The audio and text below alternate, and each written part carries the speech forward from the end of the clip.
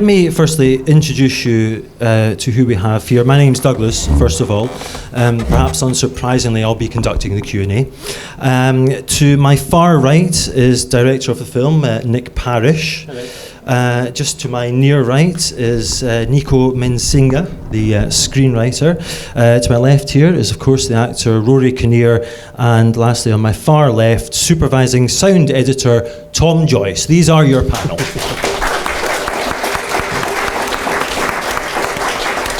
I feel I went a bit question time there, and it's not,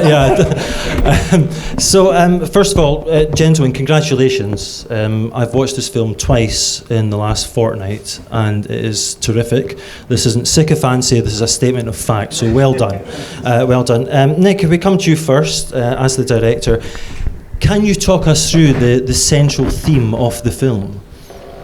Yes, I can. It came from the idea of understanding parents, and when you're a child, you know, your parents lead your life and they tell you what to do and you're like this and that, and you kind of listen to them, and then at some point you turn into a teenager and you become older and you start making your own choices and you start to maybe not see the same world as your parents do, and then beyond that they almost become strangers. And I thought it was a really interesting situation, and I've been through kind of like a lot of us, I think, the turmoil of growing up and trying to find out who we are, and then we are maybe different to what we thought we were going to be, and then our parents aren't what they're supposed to be, or they are, but we just disagree. And I wanted to explore that in a story, and I was brought up on a farm, and I thought the farm was a really great background or backdrop for how the decay almost that you have with your relationship with your parents as you grow up, and to the point, hopefully, maybe that when you're older and you're a bit wiser and your parents and you accept each other for who they are, you come together again. So that's really where it came from. Okay, and some interesting artistic choices, obviously. Why did you choose for us not to see Laura and David, and indeed not to hear the father speak? It was a struggle, that choice. It was really difficult. I mean, I got two really amazing actors, and I'm not showing them. And I spent a lot of time thinking, crikey, we're not showing these people, and they're like really incredible. And, you know, it's not just their voices, obviously. They are great with their bodies, you know, and I'm showing half of potentially who they are. And it was really difficult, but I had to kind of really stick to the idea that there was a distance between the parent and the children, and I felt like from an artistic perspective, not showing the children but showing the father was a really great starting point to show this kind of emotional, not just physical distance. And then having him speak, so he becomes this person who is to a certain extent a blank canvas as we begin with, and what the children are doing are putting their thoughts of who they are onto this figure as we see him go through his daily life and his own problems. And I felt, for me, having that separation made the film it resonated better with the audience, because they're trying to make that connection as well. And just say the actors didn't mind not being on screen. Don't worry, Rory, we'll come to you. I think that's a conversation maybe for Rory. Can you just describe the unusual recording process, I suppose, of capturing Rory's and Emily's voice performance? Yes, so I was very concerned that I didn't want it to sound like a radio play. And radio plays are fantastic, but they're radio plays. And I've never shot anything like this before, in that I'm relying a lot on voiceover. And there was an early conversation between Nico and myself, and actually with Rory. It's like, you know, how are we going to make this sound so it's not like a radio play? And I love physicality. I love things that move, and the farm is a great place because it's really kind of dynamic, and it's got seasonal changes. It's all very physical and visceral, and so I kind of wanted the characters to also inhabit a real world. And for that to happen, I felt like we needed to have them move around, not just sit with a mic and just talk into it, actually have them moving around, doing stuff. I created these really kind of like soft play sets for Rory and Emily to kind of navigate around and give them objects to play with, props and stuff. But we'd never see them. But what we did was we used the same techniques as we would do to film live action, but there was no camera. So we would have a mic on a boom hanging over them, getting them to do stuff, and we'd follow them around. So you can really hear them moving and stuff. And that, I like to think that gave them an extra level of character. So we can see that they were in the house, or they were in a pub, and we can feel them moving around, and they can hear them drinking and opening cans of beer and smoking cigarettes and all kinds of stuff. And I felt like gave that kind of level, and I felt, okay, we've moved beyond the radio play into a new kind of space. Yeah, certainly doesn't sound like a radio play at all. Exactly. But what would you like the audience to come away with after watching the film? Well, going back to the theme where the relationship between parents and children, it would be really amazing if this film, you walk away from this film and maybe you can kind of consider your relationship with your parents or with your children, and how through time when you grow up you can become separated and they can always become strangers. And maybe this film would make you question that, or at least bring it to the near forefront of your mind, and that you would want to kind of reconnect with them if you felt like maybe there's something missing, or you wanted to know them more, because in effect they are kind of strangers because they have their own lives beyond you. Say my parents, and I want to know them better, and hopefully maybe this film might lead you in that direction.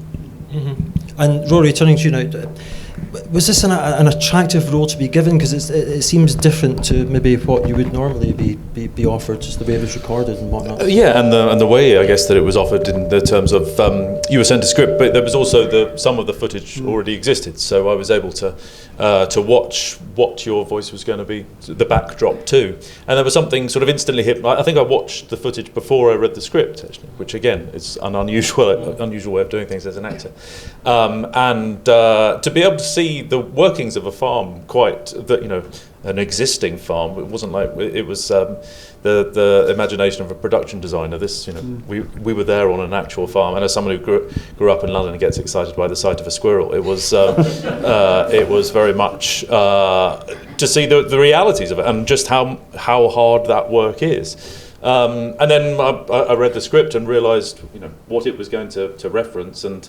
the relationship between the brother and sister. And I have a sister myself, and luckily a little bit more functional than this. And that way of the fact that I knew we wouldn't be on screen, and that there would maintain this distance with this kind of this totemic figure. I just instantly thought that was really interesting, and what I'm often attracted to is something that I haven't seen before. Yeah, and did you initially think you might be recording it in a traditional sound booth as opposed to the kind of set that Nick you were talking about there? Loose terms. Loose set. I didn't really know, to be honest. I didn't know if we would do it on location. If that wasn't really sort of established when it came through. And I think the fact that we have. I think probably the most surprising was the way that we created the sort of the interior monologue recordings. Mm-hmm. Which sort of ended up, I think, with just me lying on the floor, wasn't it? Yeah. You were very good. I was really impressed. I was looking at you. It's Rory Kinnear's lying on the floor. Lying on the floor and holding about 5 or 6 different pieces of paper, which is definitely one of the benefits, not having to learn your lines. But I think that was the one that more came out of the blue, and the others were. It was different to a radio play because you're very often in the very same building in the BBC that you do radio plays in. But it was it felt freer, and it felt you didn't have a Foley artist following you around. You were doing it all yourself, and it was responsive to like our suggestions and what came up in the moment. Mm-hmm. I hope you don't mind. I'm not turning my back on you, but I feel the need to ask the writer a question, and you're still here, Nico. Where did the story come from? Oh, it initially came from Nick. Approached me with, I guess, a bare bones of a story about. Actually, similar to Rory, I saw footage first. So Nick sent me a link to some of the stuff he'd already shot on the farm, and said, "Look, I have this footage. I want to create a story in this location with this character. The idea of 2 children." And I guess you could say a kind of succession, a patriarch. And then we talked a lot together, sort of fleshed that out. And then I did a lot of research. I read a lot of books on farming. I sort of found an interesting book called Field Work, which detailed the difficulty that farms can often have on who gets to inherit it. There's a lot of mediation that has to go on because it can be a very difficult process. So we were always sort of thinking, how can this also be drama? So although Nick very much wants it to be a kind of art house, slow cinema film, we also very much we hoped that it wouldn't be boring, and we hoped that we could find story within two characters talking to each other. There still had to be conflict. There still had to be, to a large extent, a narrative that drove you through it. And I think as a writer, I'm always sort of, you research its other characters, but you also look for your own connection to it.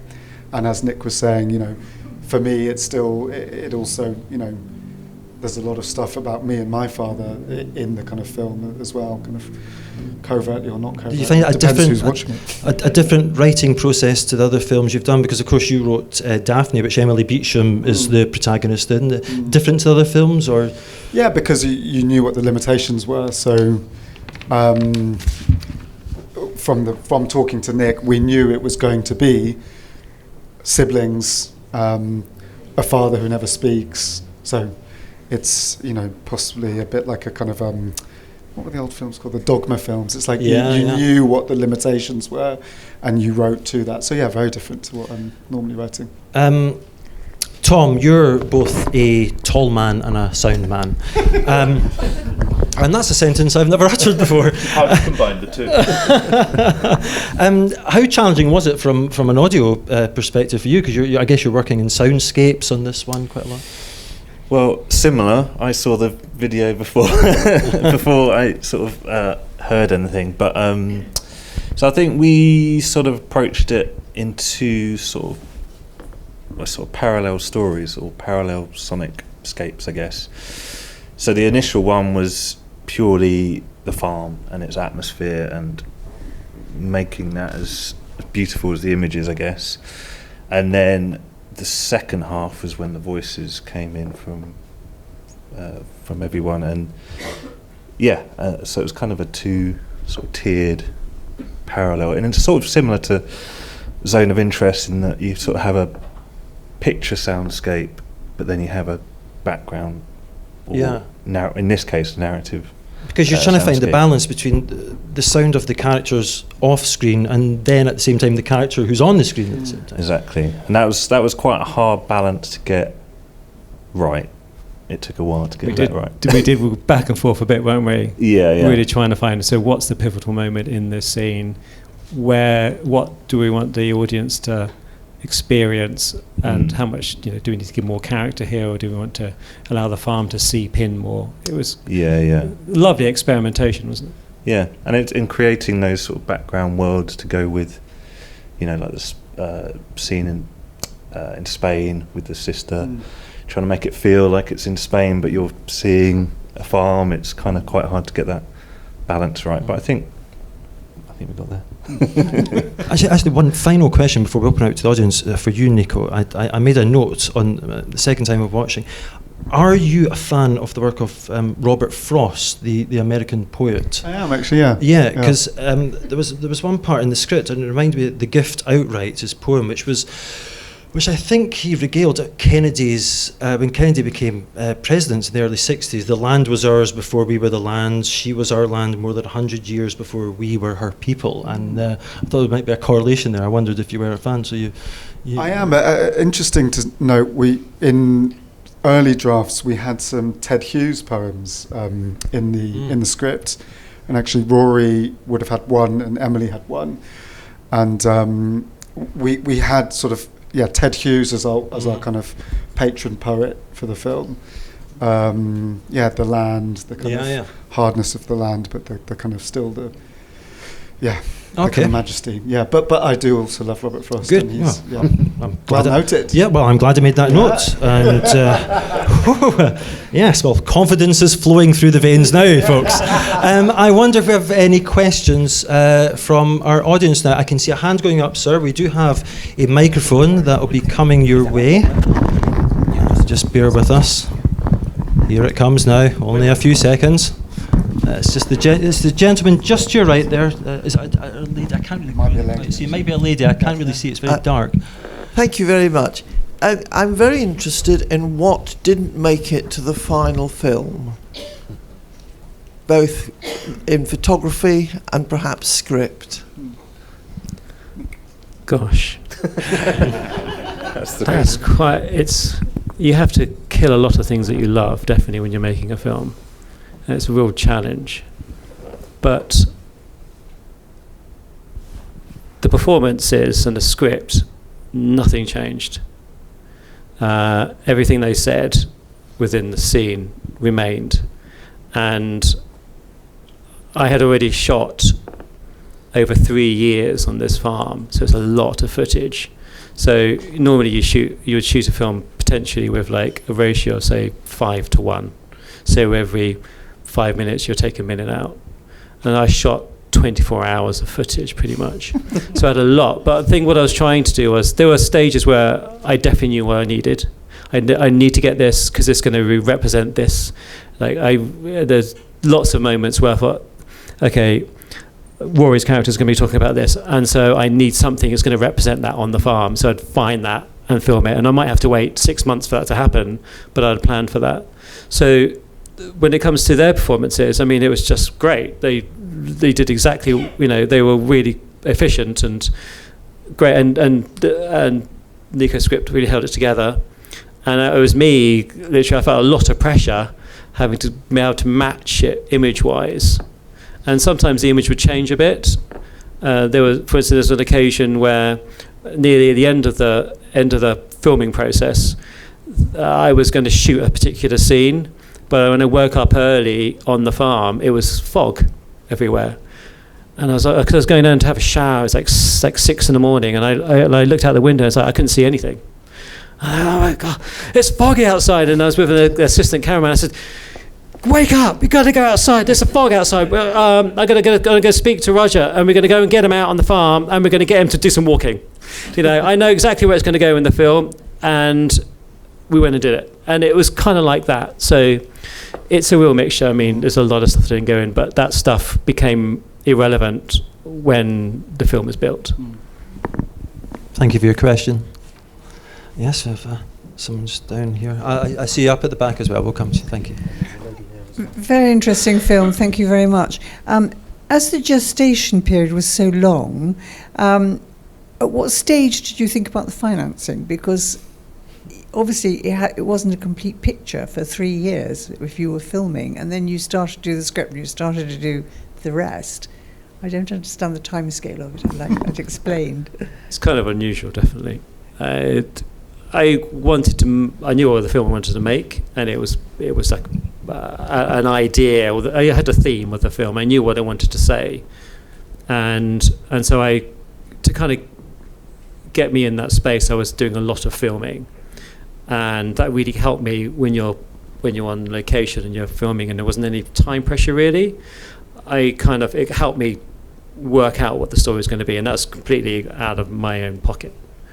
And then it got to the point where this is going to be serious. So I'm going to start paying people. And so that's then I started raising some money to be able to pay for everybody else. And so it wasn't your general idea where you have a script, you go out and get financing, get an actor attached, go and film it, which is the traditional way of doing it. I just did it in a bit of a finding the film way, I guess you could say. Am I right in saying that initially lockdown was your friend creatively? Yes. I think actually, gosh, do you know what? I really forgot about that. How weird, Rory. That's really strange. But it really was my friend, because I had a lot of available time, because when I was working on the farm, we could keep distance from each other. I could go there, and it's almost a place to clear my head. And it just gave me a lot of freedom. And I think there are a great many wonderful films have come out from lockdown, and maybe this is hopefully part of that world. But I definitely think it was a time for everybody to reflect, and I guess that has made itself into the film. Thank you for your question.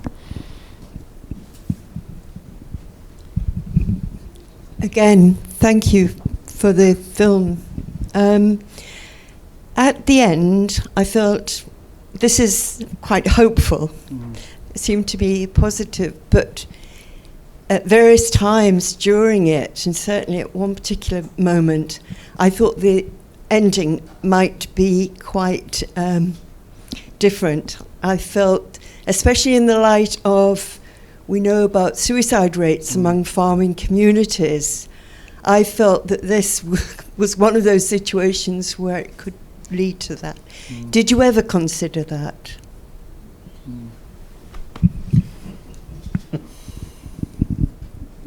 As I said, I did a fair amount of research, and I'm also aware of exactly what you just said. The honest answer is no. I don't think. I think that there's enough despair anyway in the film. There's a sense of the farming industry having, a very difficult time, and his farm in particular is having a very difficult time.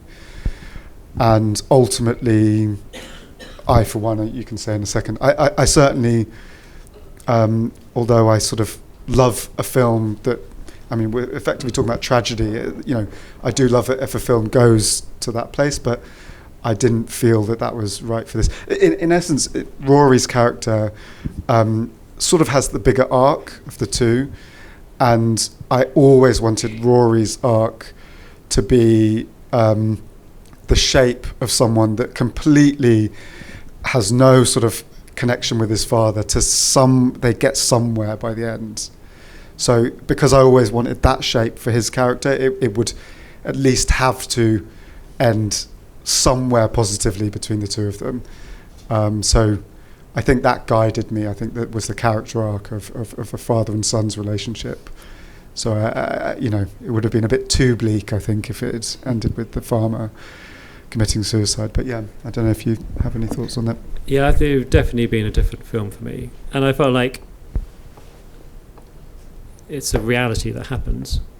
But I feel like to serve Rory's character, it would have been unfair, because his choices would have been dictated by that end act. And I needed David to be able to come to that conclusion himself, find it himself. Otherwise, it's forced. He doesn't end up being a nice guy. David still has his issues, because he could have shared the farm with Laura, but he doesn't. So he still has lots of journey to take, which I really like. I don't like black and white characters. I like it when it's grey, and because we all are grey. We all make mistakes, and sometimes they turn out to be really amazing, and sometimes they turn out to be a disaster. And that's interesting, because that's what we're like, and that's what makes us human. And I wanted David's character not to be forced into making that decision at the end. Thank you for your question. First of all, huge congratulations. The most original film I've ever seen. Absolutely gripping. I was interested to hear that, was it all shot before the voiceovers? Because it felt to me as if the father was responding to the memories of the words in his own sort of way. I was it was a mixture. He was walking around. There was a mixture, because what we knew the story was, we had the script already, and so I knew what was happening each scene, and so we hadn't. Most of the filming had been done before we'd done the voiceover. So my job as the director was to work with the actor and talk about the scene. This is what's happening. This is what they're listening to, and this is what's on the answer machine. He has his own moments, and in those moments, this is what's happening. And really clear. I knew exactly what I wanted him to do, and I wouldn't necessarily need to read the script out, but I would give him images. And I'd say, think about this, think about that, think about these children and what they mean to you, and let's see where that takes us. So I had a clear objective. I knew what the conclusion of each scene was, and I wanted to help him get to that point. But I didn't want to be so specific. It's just, I'm wanting to make something a bit more experimental. We could have made it into a straight drama, but I wasn't that excited about it. And so it was a bit of experimentation, and that seemed to work. And remember, Roger Martin is not an actor. He's not an actor. He's a non-actor. And he's a farmer. Yeah, he's a farmer. And so it was finding a dynamic that he could understand and work with. So that was really exciting too.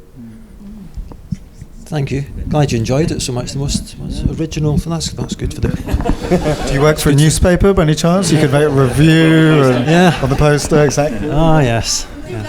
There you go. Thank you. Yeah, if we can just get a release form, ma'am, that'd be great. Thank you. We have a question right up the back. Hello. I have a question for three of you. It doesn't matter in which order. So, Mr. Kinnear, how difficult is it to act off stage than on stage?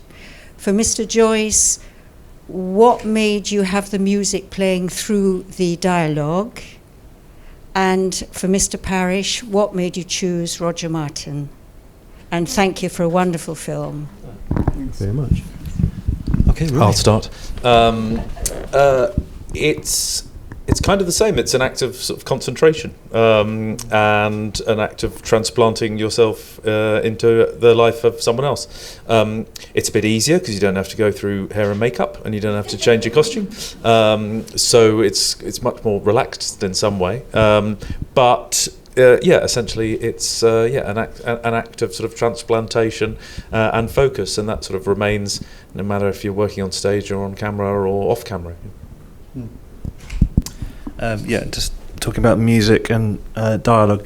Yeah, I think there was a few times where me and Nick decided that was important, just to, I think it's the emotion of Evelyn's music.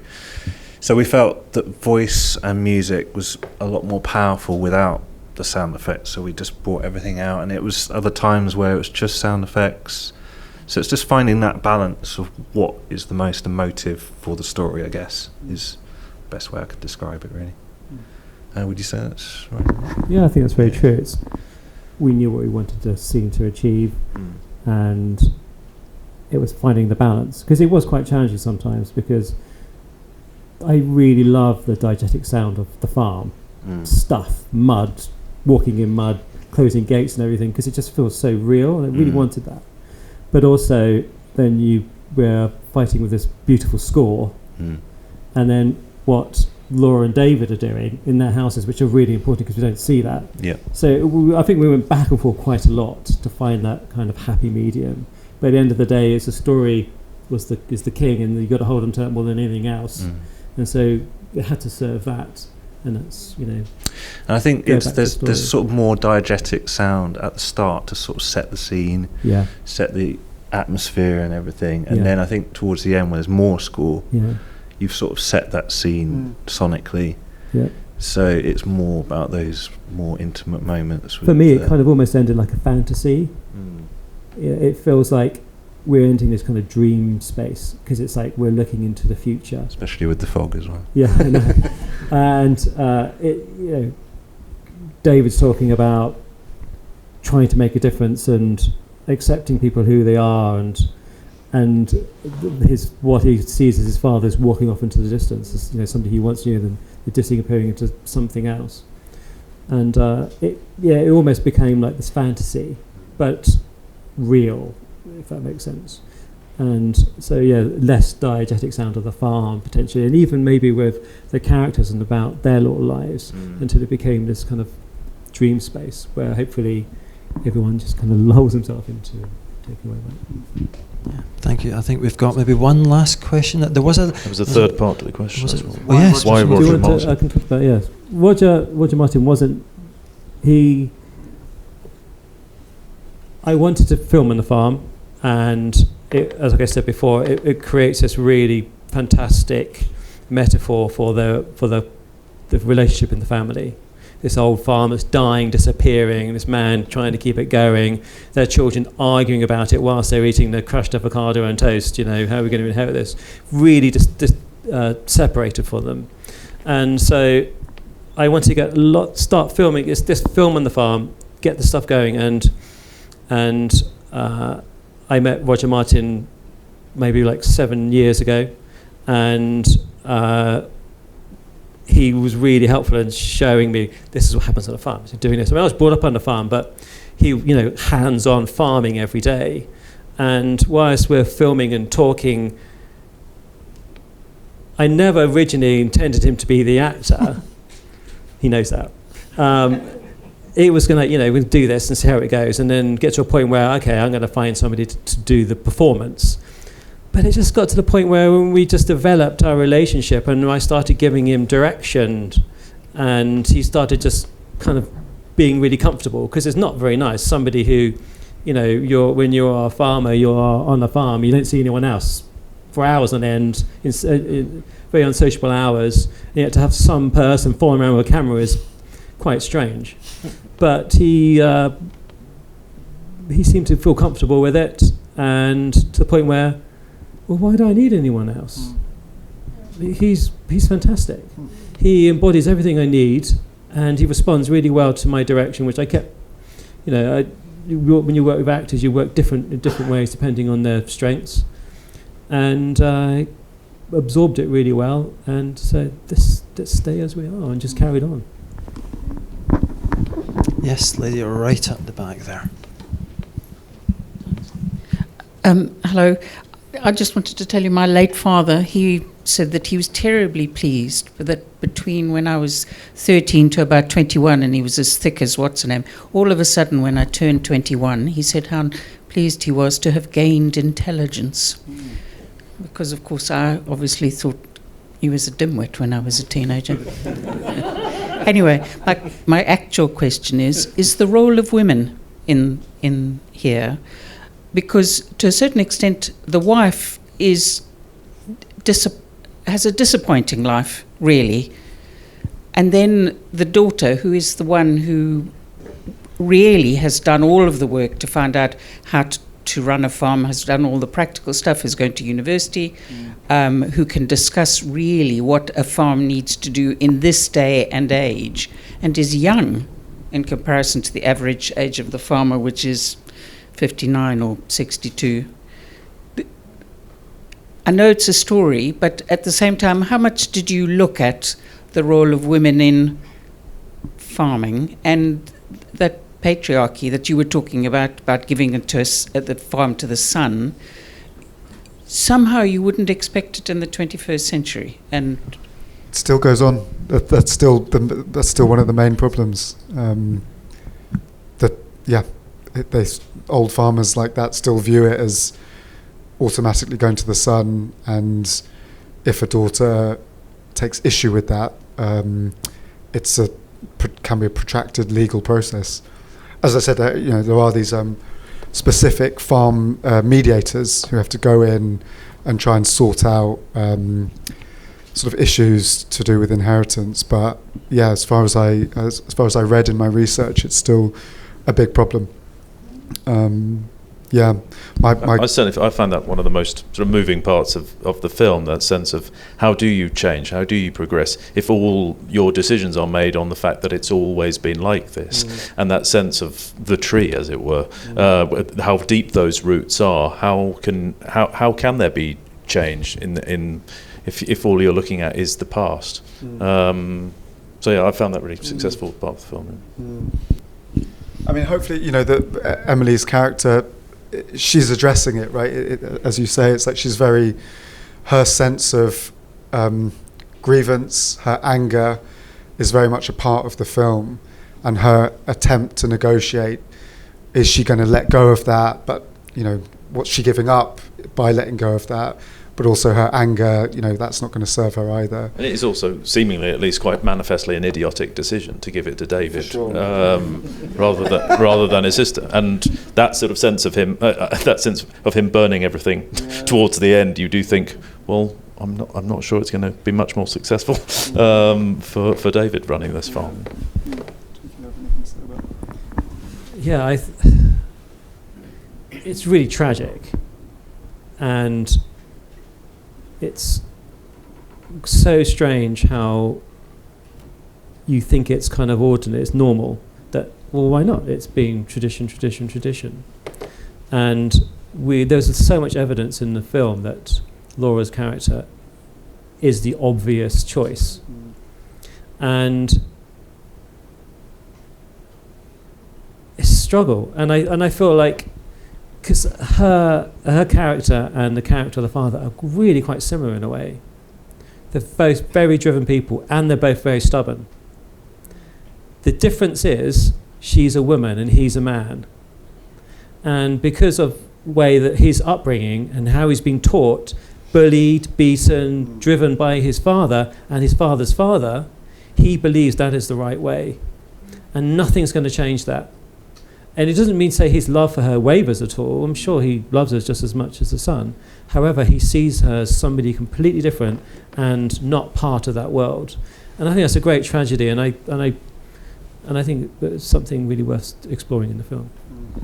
Yeah, thank you for your question, ma'am. Thank you for all your questions. We were going to try, if anyone is outside after we exit the cinema, if we can, maybe get a soundbite from anyone, a quick vox pop, and There's just a reaction to the film. Actually. Yes, ma'am. We need to come Very back good to you things to because say, yeah. you've suddenly become a very big player in the British film industry. So thank you again for staying around after the film as well, and thank you of course to Nick, to Nico, to Rory and to Tom. Thank you very much, chaps. Thank you.